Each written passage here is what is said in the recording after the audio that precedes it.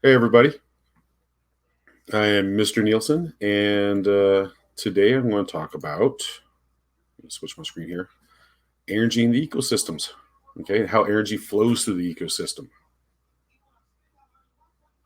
Uh, just give it a moment or two, okay? Let's see if we get a few more people in here.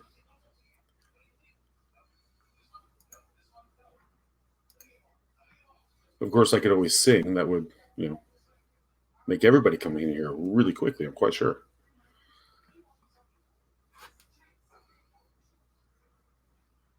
All right. I can hear my wife laughing in the background. That would not bring people to my stream ever. All right. If you can hear me, can you type something on the screen and say hi, or yes, I can hear you. I just want to make sure everything's working tonight.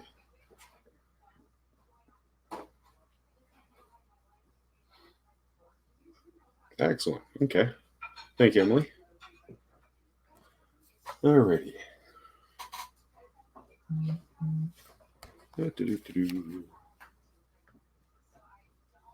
So, all right.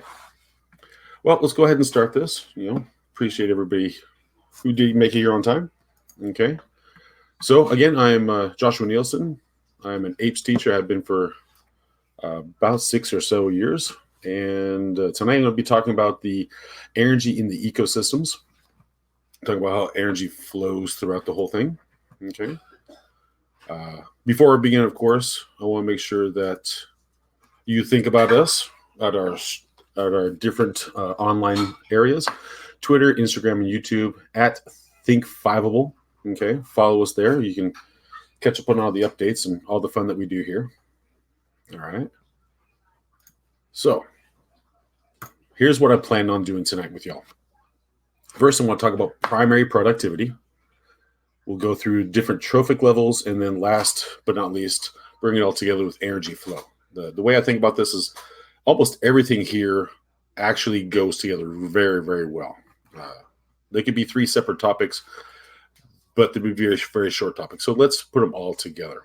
Uh, let's right now go back to freshman year biology, as much fun as that was, and let's discuss how energy gets into the ecosystem. We call this photosynthesis. Okay, so you take a little bit of that carbon dioxide from plants, from the air around you into the plants. They absorb some of the water, and with the help of light, they can get a little bit of that sugar and oxygen. Now, really quickly, do you remember the name of the process that comes after this that most of the animals do? Do you remember the name of the process that the animals do after they get sugar and oxygen? Yes, excellent, Annika. It is, of course. Oh, wait. There we go. It's cell respiration. Yeah. So basically, it's the actual reverse of this. Now, a lot of people forget that plants would do the cell respiration as well. Okay. They make the sugar energy, but they also have to be able to convert that into usable energy for themselves. So they'll store some of the sugars inside of them, use some of the oxygen around them, and convert that into water and carbon dioxide. And of course, this ATP energy. It's not the same as the light, although it'd be really neat if you just ate sugar and you could glow all day long. We wouldn't have to use my cell phone for a flashlight in the mornings anymore. Okay. So this is basically I usually call it the circle of life. You bring in the energy from the sun and you convert it into a usable form for yourself. Okay. Sorry about that. Trying not to get sick. Alrighty. So let's start off again with that sunlight. Here is our sun. The only difference in this sun and the one that my students use is this one doesn't have sunglasses and a mouth. Okay. So all the light from the sun spreading out, how much do you think plants could use? Of all the light, just take a guess. Of all the light from the sun, how much can plants actually use? Take a guess. All right, you got 1%. Anybody else feeling adventurous?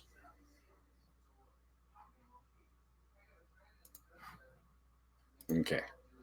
So actually, yeah. So of all the light from the sun, approximately like 99% of it doesn't even reach the plants or even any form that they use. So 99% of it is either going to be reflected off of a surface, uh, shine away from the earth, absorbed by surfaces, or just not able to use it. You know, some plants just can't use all the light energy. They don't use green. They prefer the reds and the blues. Okay, so again, we only get to have that 1%, and we're going to call this GPP. Okay, in this case, GPP is gross primary productivity. So when we think of the word gross, it's not something ooey and gooey. It's more of the overly large amount. This is everything. This is the gross primary product. So this is that 1% that plants are able to capture from the sun and be able to use. Now, again, we talked just a few moments ago when we looked at cell respiration. Let me go back to it real quick. Oh, that didn't work. Where is it at? There you go. They have to be able to use some of the energy themselves. Okay. So, of this 1% that they have, a portion of it is going to be used for respiration. They just aren't able to actually use it. Okay. And so, roughly about 60% of it is used for respiration. What we have left over is now known as NPP, or the net primary productivity. So, this NPP is all that's actually remaining for the rest of the ecosystem. So it's less than 1% of all the energy from that sun is what all forms of life on the earth, with the exception of those at the bottom of the sea, are able to use. Okay. So this is one of the more simplistic formulas that you have to look at and use. So again, it's NPP is equal to GPP minus respiration. The way I told my students is think of GPP as all the money that comes into a store or a restaurant. Now, they have to purchase items for sale, like maybe let's say it's a restaurant. You have to be able to pay your work staff. You have to be able to pay for the food and pay for the building you're in. That's what that respiration is for. What you have left over is your net profit. In this case, it's going to be NPP. This is how much we get to splurge on everything else. Now, in our ecosystem, splurging is basically us being able to live. We get to have energy. Okay. So NPP is GPP minus respiration. If you just rearrange them slightly, it's just a very low level algebraic equation. If they give you two of them, you should be able to find the third. All right. So they will probably give you some rather large numbers since you're looking at something in the size of ecosystems and biomes. Thankfully, we use calculators this year. So you still have to use the setup to get points on the FRQ, but you do get to use calculators. Okay, so those real world numbers should not be too terribly scary. All right. Any questions so far?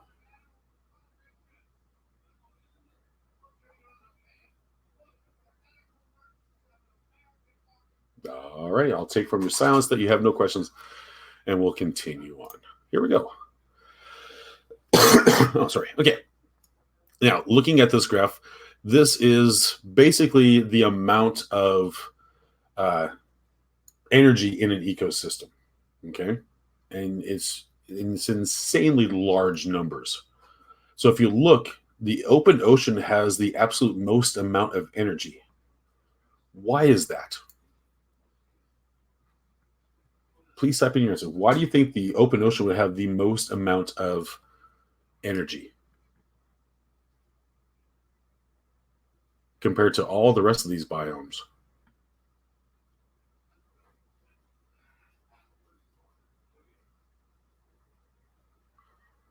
You're right. It's absolutely large.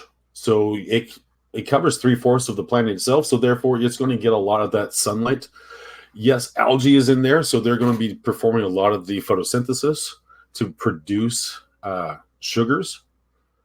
Species diversity. If you get really close to the coastline, you're going to have a lot more of it there along coral reefs on the coastline. But out in the middle of the ocean, you're going to see that it drops down a lot less. So if we combine all of it together, then yeah, the open ocean has the absolute most energy. And then you work your way down. Now, also look at, let's actually talk about biodiversity, okay? After the open ocean, you can see as we go down, when there's less energy, we actually have less biodiversity as well, okay? The extreme desert, if you look at the Saharan desert, there's very few things that will live out there. Desert scrub, that's close to where I live. I actually live in the Chaparral here in North Texas. And up until a couple years ago, it felt like a desert. Nothing but hot and very little life around us. But as you go down, because there's less energy, that means there's going to be less organisms that can actually survive there. And that's why we have this chart right here. Let me look at it. It's, yeah, okay.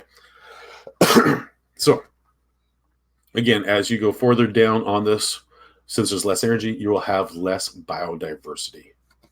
You just can't support it anymore. Okay? All right. So, please tell me you've seen this before.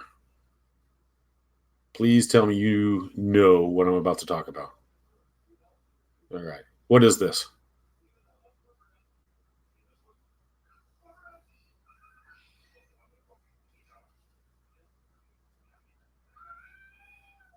Obviously, we can tell it's a pyramid. Got that pyramid shape. This is our ecological pyramid. Yes, the energy pyramid. We don't always just use it with energy. We'll talk about that here in a few minutes. Okay. So let me show you. At the base of every energy pyramid, or in this case, ecosystem pyramid, we should have what type of life forms?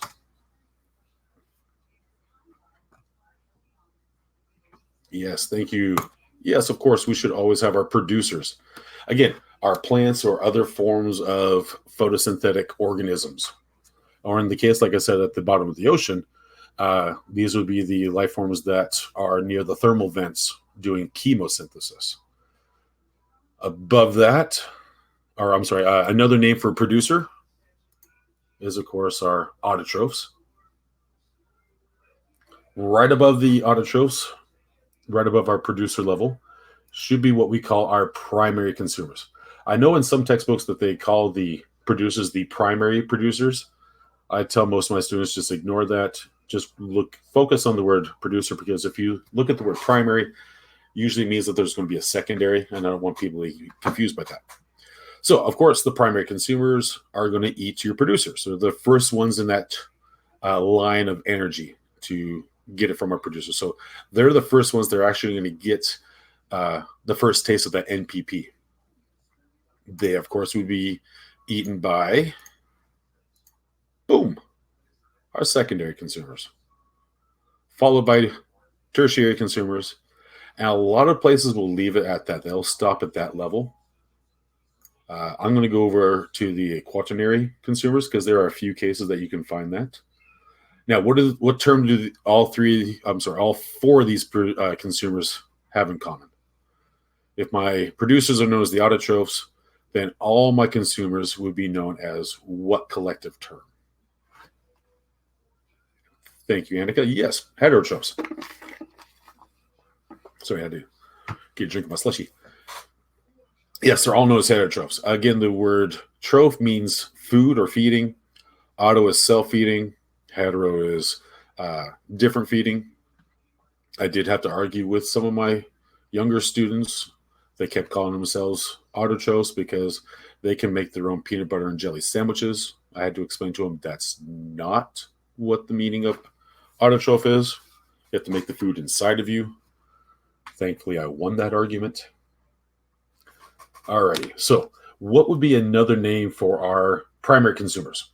Okay, we know that they're a heterotroph, but specifically the primary consumers have a different name.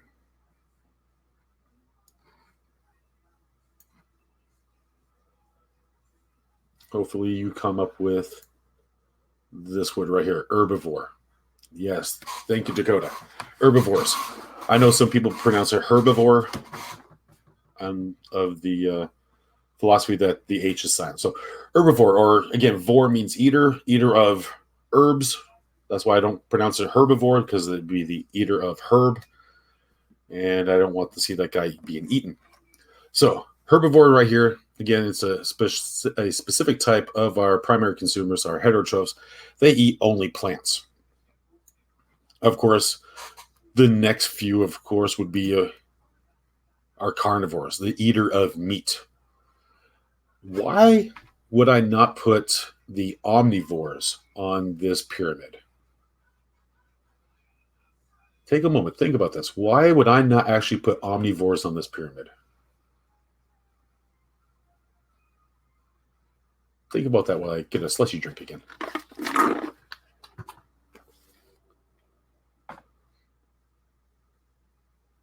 Let's start off with remembering what omnivore means. Eater of everything. So why do I not have one of my consumers on here being an omnivore?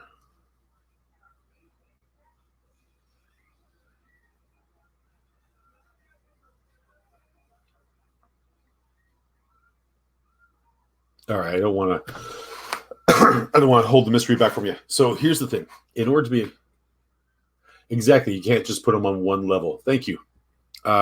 You have to be able to put the omnivores in this pyramid on a specific level. Since they eat both plants and animals, they wouldn't fit. You would only be able to ascertain the information of them being an omnivore if it's like a food web. Again, think of this like a food chain. It's one right after the other. We wouldn't be able to see that it is an omnivore. We can only tell if it's an herbivore or a carnivore at that specific level. Okay? Alrighty, let's do a little fun math right here, shall we? Let's talk about the 10% rule. They're famous for putting this on the test. And thankfully, if you understand how to multiply and divide by 10, your life can be very happy. Unfortunately, I don't think they're going to do that. They're going to do something else here in a few minutes. I'll tell you about that, about efficiency. So again, the 10% rule literally states that only 10% of the energy is passed on from one level to the next. Okay. And this is one of the reasons why that we don't go to the actual beyond the tertiary level in most cases. Okay. So 90% of all this is actually lost as heat.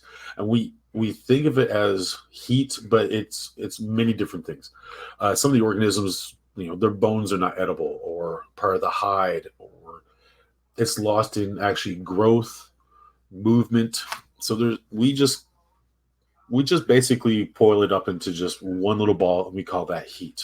Okay. So again, if my beautiful, lovely little producers down here have 100% of the energy, how much are my herbivores going to get, my primary consumers?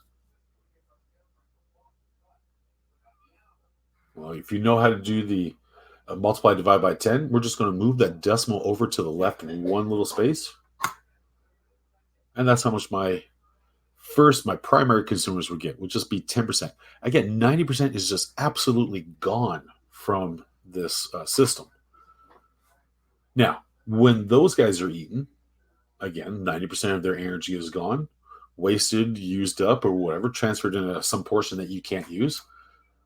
So my secondary consumers will only have 1%. Now, because they only get 1% of the energy, that means they're going to have to eat a lot more, because you're getting such a small portion of that energy from our plant overloads here. Okay. And again, tertiary levels is 0.1%. And again, this is the reason why we don't usually talk beyond the tertiary level, because when you go to the quaternary level, it's 0.01% of all the energy that started off at the plant. And again, even the plant didn't even have all that. It only got 1% of the energy from the sun. So this is just an insanely small amount of energy. Just absolutely tiny. Now, this 10% rule is not only just with energy. What else, according to this ecological pyramid, what else would we use this 10% rule for, if not just energy? What else could we use it for?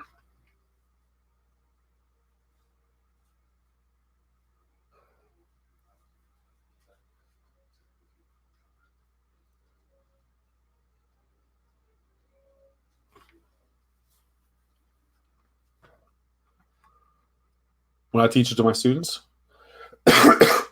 both my freshmen and my apes, we look at, it's not just 10% of the energy and 90% reduction of energy, but we also think of it as 10% of the organisms, 10% of the biomass as well. So if you look at the very bottom, you should expect there to be an insanely large number of plant species in that area, or at least members, organisms, individual items in that area. And then 10% of the next level, 10% of that next level, because as you go up, you should have fewer and fewer organisms. Okay? If your pyramid was to be inverted, then you would have, like, let's say there would be more carnivores than there are herbivores. They would eat all of the herbivores up, and then we'd have mass extinctions. There wouldn't be enough energy to go around. You wouldn't be able to reproduce. Okay. So I know a lot of teachers have used this model in the past, this lovely perfect triangle as a pyramid. But the actual real way to look at it, the more logical way to look at it, is something like this. This right here shows a lot more of the understanding of that 10% rule. We can see that grass has this overly large amount. In this case, I'm looking at energy. I'm just making up numbers. Let's say in the ecosystem, there's 100,000 joules of energy for grass. It doesn't matter if you're looking at joules, kilocalories, or just units of energy. As you go up to the next level, there should be a lot less cows, or else they would eat all the grass and there would be no more grass. Okay, so we're looking at a 90% reduction in cattle. Again, there would be about 10,000 joules. And then when I eat my hamburger, then of course I would get 1,000 joules out of that. Now, again, the transition from grass to cows, where's that 90,000 joules of energy? Where did it go? How did it get lost? What's the collective term that we use? Thank you, Dakota. Yes, it's lost as heat. Okay. Again, we think of it as being transformed into some sort of energy that we can't use. And again, so like when I eat the cow, of course, hopefully it's dead and not mooing. As it is transferring its energy to me, some of it is lost as heat before I can even get to it. And then once I die, then all that energy gets to be decomposed, or all my nutrients get decomposed, and some of the energy gets to go back into decomposers, and some of it is lost again as heat. It's just gone in the wind. All right. Is there anybody else that wants another example of this, or are we good? Or do you have any questions? Another example? Okay. Let's think. If you want to look at, let me go back real quick. All right, let's go back to this pyramid right here. Let's assume that I'm not eating just a cow. Let's think I'm going to eat some chickens. Okay, so let's say the chicken feed itself has 100%, but this is an organic farm, so it's not actually chicken feed. We're going to have crickets. So the crickets are going to eat this feed. They now get 10% of the energy. So let's just use very simple numbers. I'm a very simple person. Again, let's use 100. So all the energy in the food, there is 100 joules of energy. When the crickets eat it, now there's going to only be 10 joules of energy. There will be enough to feed that one chicken. There's 1 joule of energy. And then there's just a portion of it that I can get, that 0.1 joules, because now I'm a tertiary consumer in this case. If you want to look at number-wise, like number of organisms, let's assume that there was like 100 plants in the area. That 100 plants is only able to support 10 crickets, and those 10 crickets are able to support 1 chicken. And obviously, I can't live on just 1 chicken alone. So therefore, I would have to eat more chickens, or I'd have to diversify my intake of food. Okay, and that's again why this form of the pyramid actually makes a little bit more sense, to see that great reduction. Now, I didn't measure these out. I just eyeballed that 10%, but you can still see there is a dramatic reduction in this ecological pyramid. Okay, now again, once we go through and start transferring energy. Some of it is going to be lost. We just call that collectively as heat. All right. So I have a little math problem for you here. Okay. I'm assuming you're on computers or you have your cell phone near you. So I want you to try this and I want you to type your answer. If you're wrong, that's perfectly fine. As I tell my students, I don't have a problem with you're wrong. I want you to try. If you're wrong, we'll correct it. If you're right, we won't correct it. Okay. Always believe that in your, hold on, try to remember my saying. It's on my wall at my school. Always believe in your wrongness until you're proven wrong. No one knows that you're wrong until they prove it. So you might accidentally be correct. All right, so here's the problem. You have a piece of land that's able to produce 100 kilograms of soybeans. Now, this can be consumed by either humans or by cattle. Now, if you feed it to the cattle, how many kilograms of beef, or basically how many kilograms of cattle, would these soybeans be able to produce, assuming that we have this ecological efficiency of 10%? Okay, so again, we're working on this 10% rule.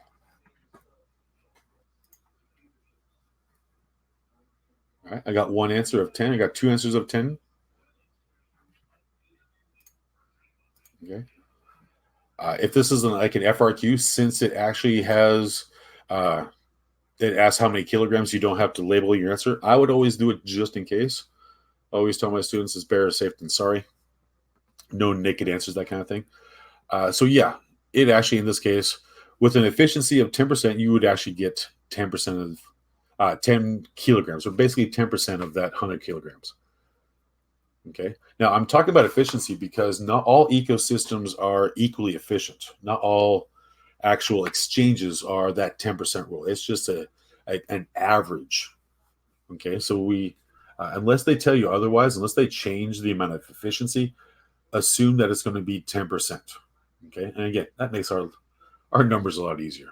Okay. So I know I'm being extra super mean. Here's a little bit more math. Okay.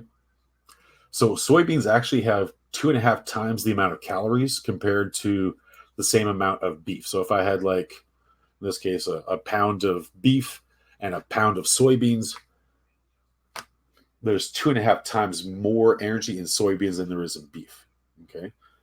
So would you please explain how being an herbivore is what we consider to be more environmentally friendly compared to being a carnivore when we talk about the amount of land being used for soybeans and cattle? This will take a little bit of time. Okay, so think about it. We're looking at the amount of energy in soybeans versus the amount of energy in cattle, but we're converting this into land usage. I know land usage is not a topic until well later in our curriculum. Right now, we're supposed to be talking about just ecology.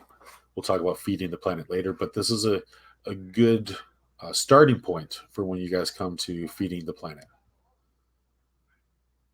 So why is being an herbivore more environmentally friendly than being a carnivore when it comes to land space?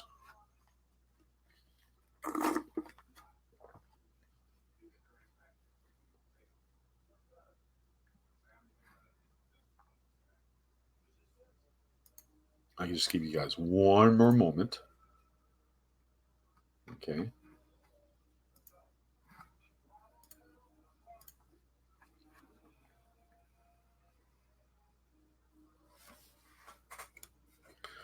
While you're doing that, I'll show you my Hulk.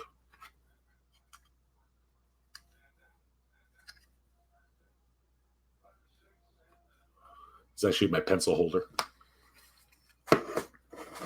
so I don't lose my pencils. Because believe me, if you could see the rest of my room right here, you could tell I could easily lose a lot of stuff. I had to clean it up, or else Mrs. Nielsen would be angry with me. I would be angry with me too. Alrighty. All right. So if this is a stumper for you, let me give you the answer. Okay. Let me show you why being an herbivore is slightly better than being a carnivore. So as an herbivore, all you have to worry about is enough space to grow that plant that you're eating. In this case, the soybeans. As a carnivore, you'd have to have space for growing the plant, and then you'd have to have space for the herbivores that you eat, and then of course your own space. So now we're using a lot more space. In this case, the 2.5 times the amount of calories was just kind of like a misleading information. It's just junk information, okay, that we didn't need. The real question was talking about amount of space for herbivores versus carnivores. Again, the herbivores, you just need the space for the plants and yourself. But in the carnivores, you need the space for the plants, the herbivores, and yourself. So now we're using a lot more space. When you guys get to talking about CAFOs, or basically these tight corralled areas for cattle, there's a couple of places just south of me. You can easily smell the area because it's jam-packed with cattle, and they're trying to put as many cows in that area as humanly possible and still be able to keep them alive. So they're trying to reduce that space because they have more space, then they can have more cattle in there. But again, if you're growing the soybeans, in this case, you're getting 2.5 times the amount. So yay, tofu. I've never eaten tofu, but by the looks of this, I get a lot more energy than I would from our cattle. And of course, I'm using up less space. Okay. Alrighty. So now let's talk about that energy loss. We called it heat, but it can be talked about in different formats, different ways. Okay. So let's look at it this way. Let's talk about the laws of thermodynamics. This is technically a physics topic, and this is one of the few times physics actually enters into our realm of APES. But the law of thermodynamics talks about the law of energy, basically. Okay? So when we talk about energy, let's talk about the first law. Basically, it's conservation of energy. And then we have the second law, which is the entropy, basically disorder. Now, the way I think about conservation of energy is I put in very simple terms. You can't make it, you can't break it.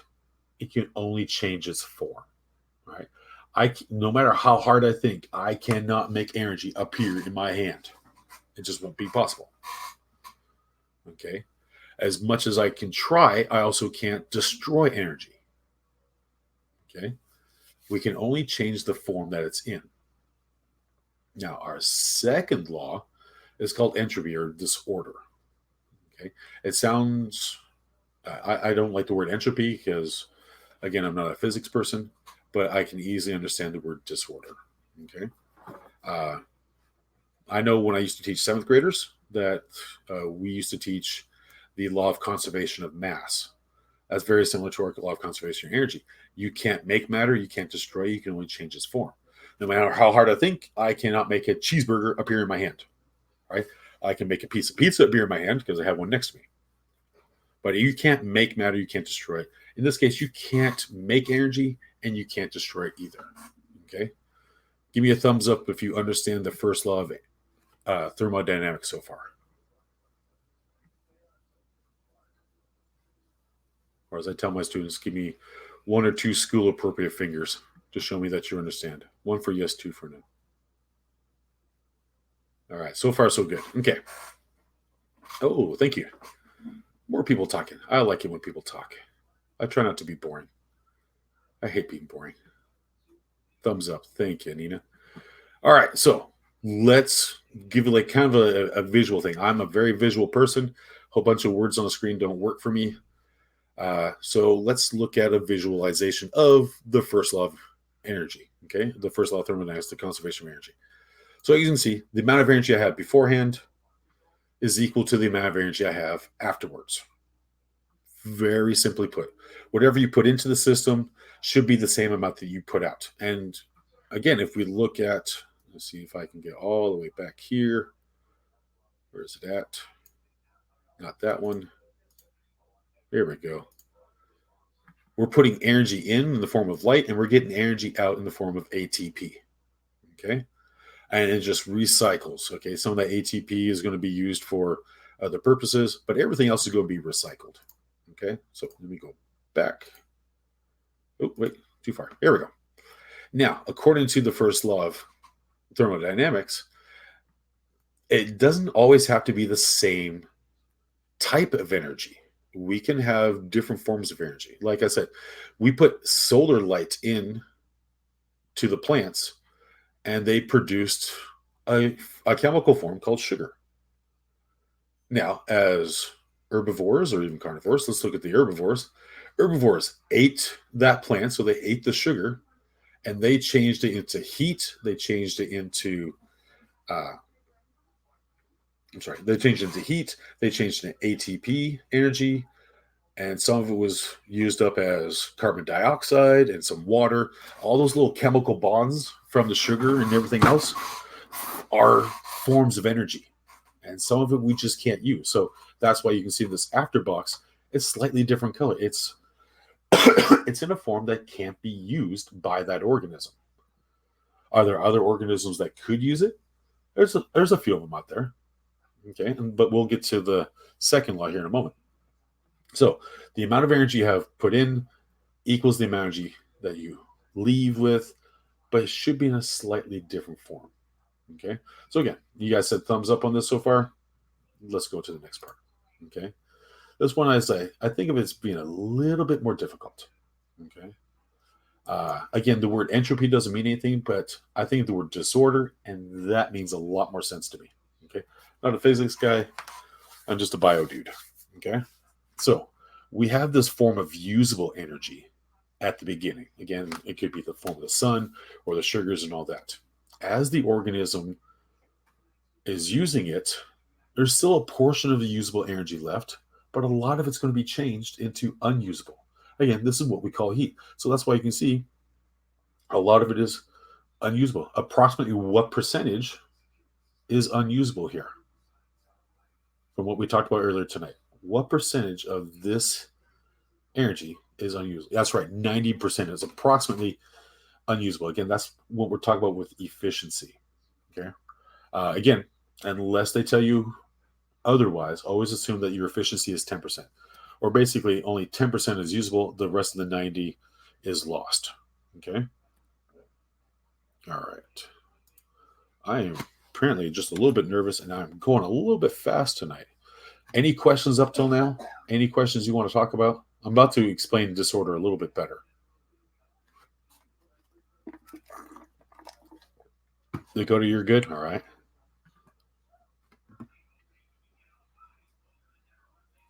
Well, if you do have a question, please, it's not a problem. Type it in there.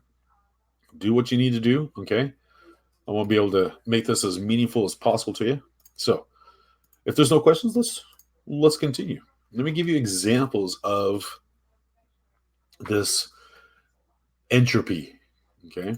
An easy one to think about for me would be like an ice cube melting. It's in that very nice block shape, okay? But over time, it'll start to melt. If you don't keep it in a freezer, you're gonna start melting it. And if you do keep it in a freezer, you're basically, it's not exactly how it works, but you're kind of basically putting that cold energy into it to keep that shape. All right, so you're having to work at it. So ice cubes melting, a simple block shape as it melts into a puddle, it's becoming more disorganized. All right, those molecules are spreading out and they are becoming less organized. That's what we call entropy, or this disorder concept. We think of it happening in our universe as well. Our universe is expanding. Energy is pushing everything outwards. If you think everything was nice and tightly compact as that little orb that in the Big Bang Theory, not the TV show, but what it's based on, then as the explosion happened, everything started to spread out, and it's causing more and more disorder. It was nice and orderly as this orb, and then it spreads out. So another example that I am kind of embarrassed to show you is, of course, a teacher's desk, specifically my desk at school. So here's what my desk looked like near the beginning of the school day. Okay. Had nice little, I even saw the surface of my desk. It's so pretty. It's black and everything. I have my little group characters over there. I'm a very big fan of Groot. He's one of my favorites. He's actually our classroom mascot for my APES class. I collect lots of Groots. Have my little water bottle. Got to fill up here in a few moments. But as the day goes on, we get some more papers. Students start turning in things. Hey, I want this graded. What do you think is going to happen in the next picture? Yeah, there's more paper. And then my teacher friend from across the hall says, hey, let's do this activity with your freshmen today. And he dropped all these onto my table, onto my desk. The clipboard had data from when we went outside and played Oh Deer and tried to track the amount of deer versus predator and prey. And it got worse because it wasn't the end of the day yet. Yeah, actually, here's the thing, Nina. That there's more paper, right? Look, we're doing error bar graphs in my AP biology class too. Yeah, so this is what my desk normally looks like. It is just, as most people call it, very chaotic, very disorganized. Oh yeah, Eric? Yeah. Yeah, most people's desk. Actually, I had to clean up my personal desk in here just so I can put my computer on it, because usually it's on a little moving cart when I play my Xbox. So I had to clean up my desk here just to sit here tonight and be able to start grading papers again as a real teacher would, instead of when I am over the summertime, which is a lazy person. So again, this is the idea of that entropy, the disorder. This desk is not usable anymore. Okay. Again, it's in a form that most people can't use. Now, if I go back to the very beginning, this was that entry port. This was that energy that we could use. But as time goes on, becomes more and more chaotic, more and more disorganized, and in a form that most people, or most organisms, let's go with that, let's not use the word people, most organisms can't use, okay? Including, in this case, myself. I can't use my desk, all right? So either I have to put energy into the system to reorganize it, or, again, entropy just continues on and just makes it more and more messy, okay? How about you guys give me a real life example of how you experience entropy?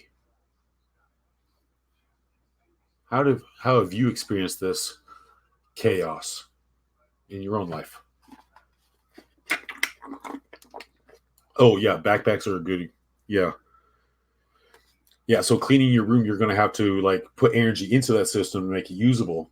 But over time, just like my son's room, there's like just a couple little spots that I'm allowed to step. Yeah, dishes too. They don't clean themselves, but they can get dirty really easily. And again, can't use dirty dishes. You have to put energy into that system to make it go back. So it's kind of that circle of life I told you about earlier. Photosynthesis down to cell respiration and back again. Okay, so we're able to recycle some of that energy. Annika, I had a student a couple years ago. His backpack, it was just stuffed with papers. It looked like my desk, but in a much smaller location. He couldn't find anything in his backpack.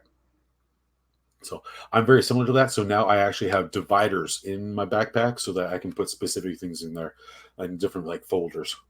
That's the only way I can do it. Okay. So, alrighty. So seems we're running a little fast tonight, but let's make sure I went over a thing. I talked about primary productivity, that NPP and that GPP. Okay. That NPP is that net, what we get after after the producers are done respiring, okay, and getting their energy from the sun. Again, the GPP, that gross primary productivity, that's the over large amount of energy that they can get from the sun. What does it mean? Let's see. What happens to energy you can't recycle? Does it just... So some of the energy, that's a good question, Nina. Some of the energy just can't be used by certain organisms, and it can just be lost. Like, as of right now, we are producing heat. We are what we call a bit of exotherms. We're producing heat, and some of it is escaping from us. a lot of that heat is not going to be usable by anything. It just escapes and then just spreads out and is not actually going to be used. It still exists because of that first law of thermodynamics. You can't make or break energy. You can only change it into a form. Yeah, I can go back and talk about primary productivity. I'll go back to that slide here in a moment for that. Not a problem. Okay.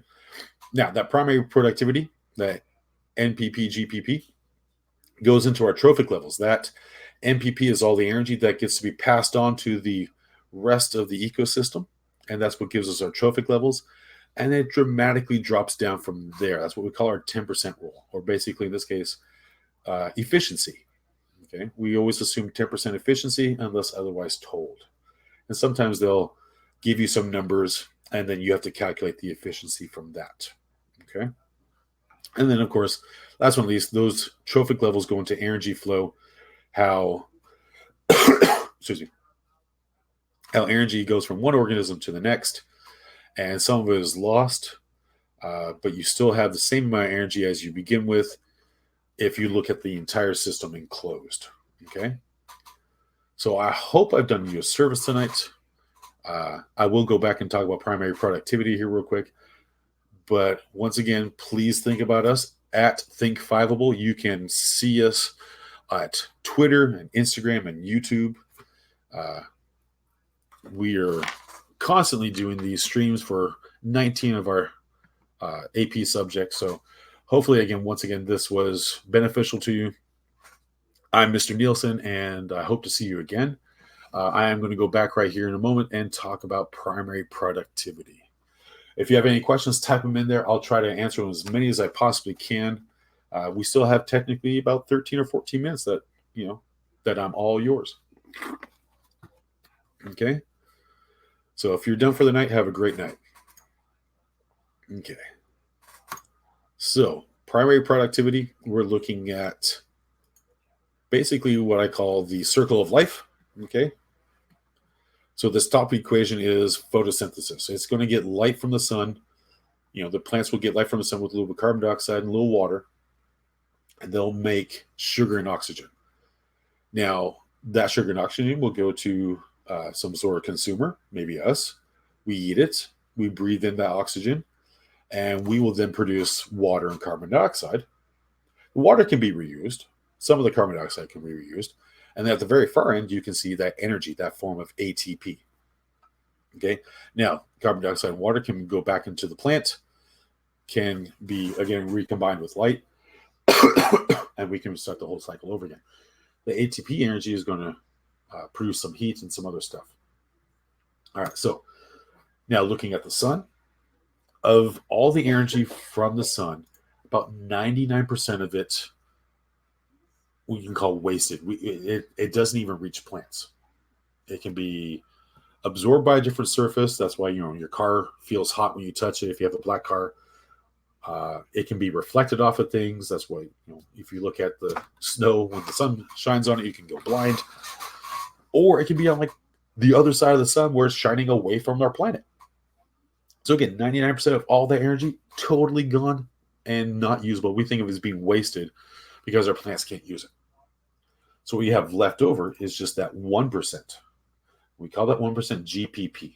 It's called the gross primary productivity or gross primary product. This is that 1% of energy from the sun that plants are able to use and convert into that sugar. All right, so GPP, think of it as sugar from photosynthesis. Now, just because this is the way life works, plants also have to be able to use that sugar to form and break up and use as ATP. Okay, this is that energy bubble I showed you on that other equation. So when they do that, some of that energy is going to be lost. We don't think of plants, showing off heat, but it can be lost in other forms. We call this respiration. Okay, so they have to be able to use some of the energy to break up their sugars and use it. What you have left is known as NPP, or the net primary productivity. I said earlier, I tell my students, if you think of this as like a restaurant, GPP is all the money that the restaurant is making, right? From, that are selling their food. Now, you have overhead, okay? So that overhead is what we call respiration. You have to be able to pay for your wait staff, your cook staff, the food, the building, plates, dishes, all the incidentals. So that part comes right off the top of your profit. All you have left now is the profit, is that NPP. This NPP is what gets to be passed on to the rest of the ecosystem. All right, this is where, again, it's your profit. This is what everyone, you go buy other things that you want with. In our case, this is what the plants give to all the rest of the ecosystems, is that small NPP, which again is just a portion of that GPP. Okay. Dakota, did I help you out?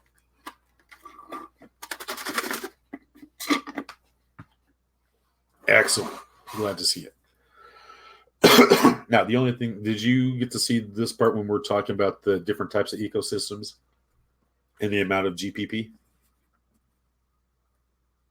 No? All right, I'll quickly go over that. So if you look at it, the open ocean is absolutely large, 70 some odd % of our planet. So there's a lot of energy in there. Most of it is near the coastlines and coral reefs and all that algae that's growing out there. So it has a lot of energy if you look at it as a whole. And now, the more energy you have, the more biodiversity you get to have. So if you look at the next one down, rainforest, there's not a lot of rainforests in the world. In fact, there's a few of them just burning right now. But because they have so much access to that sunlight and so many different plants, they can have a lot more of that NPP, that net primary productivity. So you can have more biodiversity. The more energy, that means the more that you can spread out. Kind of think of like a food web. Okay. As you go down this list, they have fewer and fewer organisms, which means now they're going to have fewer and fewer producers, which means now they have fewer and fewer amounts of energy, right down to that extreme desert. When we think of deserts, basically just sand dunes and very few things living there. Yes, they have insane amounts of sun, but there's not enough of the other nutrients. There's other limiting factors there that are making it so that you don't have very many producers. If you don't have enough producers, then you won't have a very diverse food chain or food web after that. Okay? So, do I have any other questions I can help y'all with? Talking about the flow of energy in our ecosystem?